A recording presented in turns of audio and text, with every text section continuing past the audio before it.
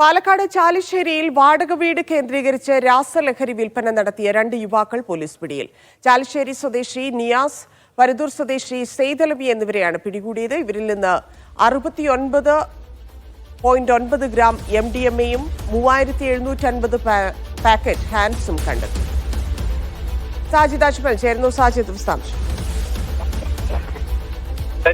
ചാലിശ്ശേരിയിൽ വാടക വീട് എടുത്ത് ഇത് കേന്ദ്രീകരിച്ച് ലഹരി വിൽപ്പന നടത്തുന്ന സംഘമാണ് പോലീസിന്റെ പിടിയിലായിരിക്കുന്നത്. ചാലിശ്ശേരി സ്വദേശിയായ കളത്തു വളപ്പിൽ നിയാസ്, പരുതൂർ സ്വദേശി, ഉക്കിലപ്പീടിക സ്വദേശി സൈതലവി എന്നീ യുവാക്കളാണ് പോലീസ് പിടികൂടിയിരിക്കുന്നത്. ഇവരിൽ നിന്ന് 69.9 ഗ്രാം MDMA പിടികൂടി. ഇതുകൂടാതെ 3750 പാക്കറ്റ് ഹാൻസും പിടികൂടിയിട്ടുണ്ട്.